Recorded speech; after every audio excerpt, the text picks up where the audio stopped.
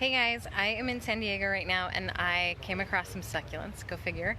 But I just wanted to give you a couple tips about identifying succulents and how to kind of distinguish different varieties. So I was walking around and I saw these beautiful ghost plant. So this is Graptopetalum paraguayans, which is really common. Like it's at least in San Diego, it's a really easy one to find and it propagates really easily, just side note.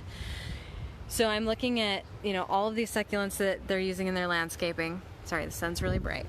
And I came down just a little bit further down. I'm like, oh, more ghost plant. But it's not actually ghost plant. So I wish I could show them to you a little bit more side by side, but I'm just gonna go back and forth a little bit just to show you some differences. So first of all, you can hopefully see here that these are like pretty purple, which ghost plant can get purple, but it tends to go more gray. So this is like a purpley pink, whereas this is like a purpley gray color. You can also see that these have really pointed leaves. They kind of come up to a sharp point.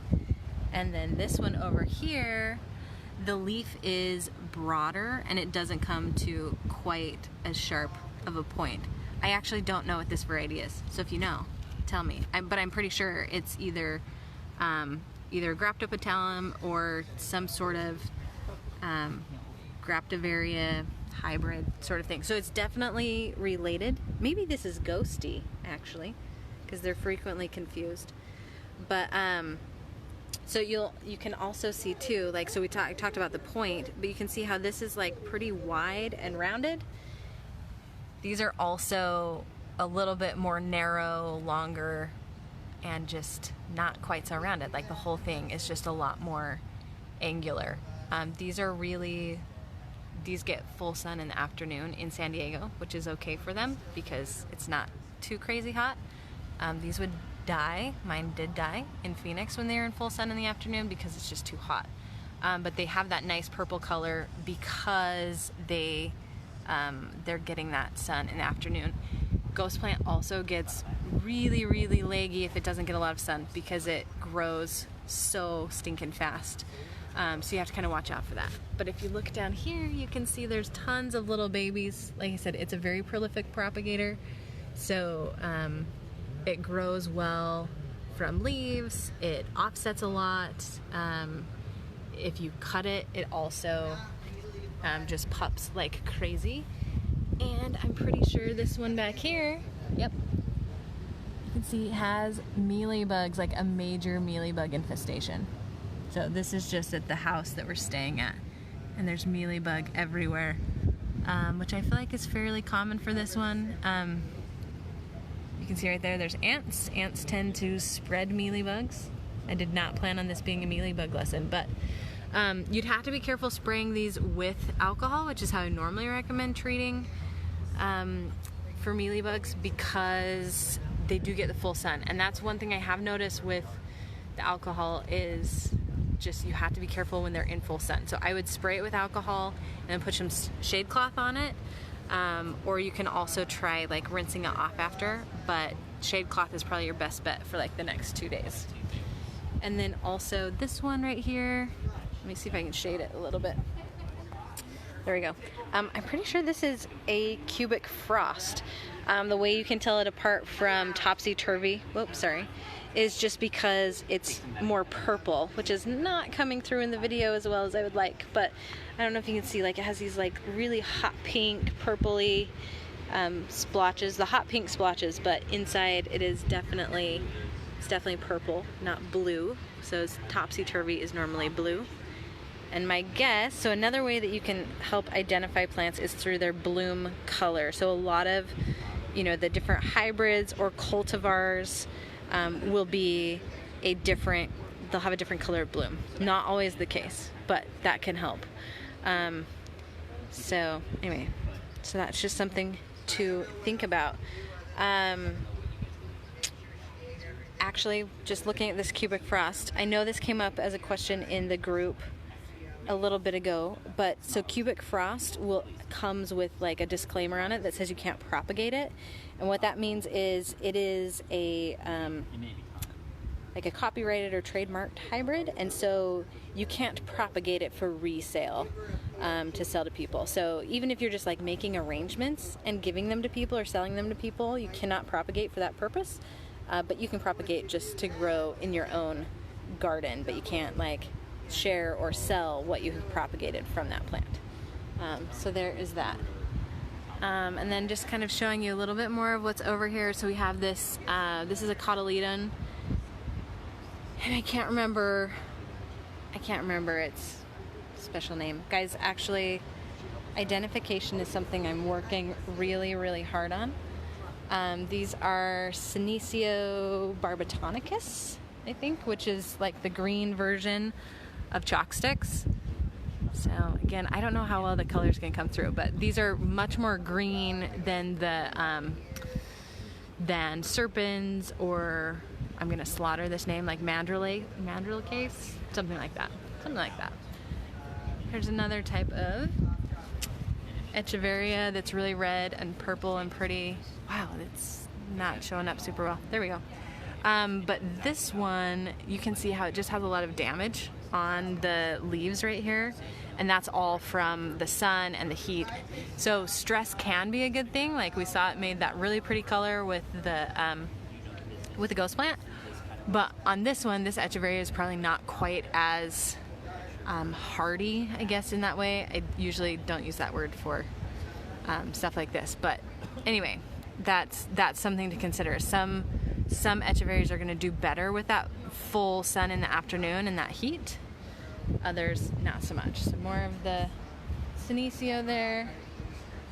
And then another question that we'll get from time to time is like how to tell the difference between an Aeonium and an Echeveria. So here we have two side by side. This Echeveria, though, does not have quite as perfect of rosettes, but still an Echeveria. So one of the things, oh man, guys, check this out. I'm gonna have to do some other video of this. That is like nasty, nasty mealybug, which is not surprising because it was in the other place, but so bad. Gross. Mealybugs kind of make me feel itchy. Aeoniums tend to have a little bit thinner leaves, especially like in the middle here. And Echeveria's leaves are going to be generally a little bit thicker. There's a few Aeoniums that will like throw you for a loop. Aeonium lily pad, I frequently am like, oh wait, is this Aeonium or is it Echeveria? And then there's some Echeverias that have thinner leaves too that will do that. But you can see how like right here in the middle, it's almost flat. Like there's not a whole lot of depth. And then the leaves are a little bit more curved in. So generalizations, but just some things to kind of help you figure out what different varieties you're looking at. So anyway, trying to think. Oh, so this is also interesting. So this plant right here is, you can see where the sun is right there. So it's outward a little bit more on this patio that I'm on. So it's gonna get more sun than this same variety, which is over here. And can you see how it's not like stretched out and leggy, but it's just not as compact and tight and neat and pretty. And that's because it's not getting as much sun. And so Aeoniums especially will really curve in and just close up when they're getting lots of sun and heat. I'd be curious actually to see what this looks like in the summer, because I bet they don't look amazing. They probably look a little sad. And then you can also see right here, well, there was a step, sorry, pardon. This is Senecio mandrillace something, blue chalk sticks is its nickname. And can you see the difference between it and the barbatonicus, which is the green one? So these are much thicker. They're definitely a lot more blue, which you can definitely see right now in the video, right? Like those are definitely green. These are blue. They're a lot thicker. It's just kind of a stockier succulent, whereas these are a little bit more like, they're like fine. It's more grassy.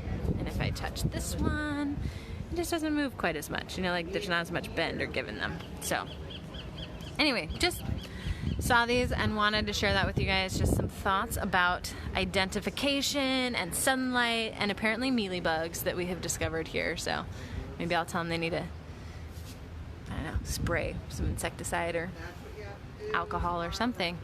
So anyway, but I would love to know, I know there's a bunch of you in the group who are really good at IDs.